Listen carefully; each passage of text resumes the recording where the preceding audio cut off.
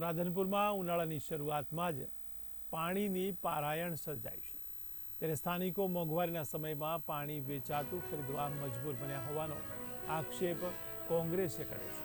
ત્યારે પાટણના મહિલા કોંગ્રેસ પ્રમુખ જયાબેન ઠાકરે રાધનપુરના વાલ્મીકી વાસની મુલાકાત કરી હતી, જેવા નિવેદન આપતા જણાવ્યું હતું કે સરકાર નલ સે જલ યોજનાની વાતોનો દાવો કરે છે, જે અહીં નપાણો સાબિત થાય છે।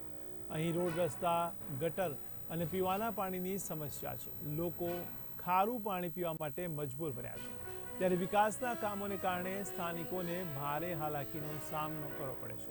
ત્યારે મફતમાં શુદ્ધ પાણી તો દૂરની વાત છે, અહીં ટેન્કરથી પાણી પૂરું પાડીને રોકડી કરવામાં આવી રહી છે।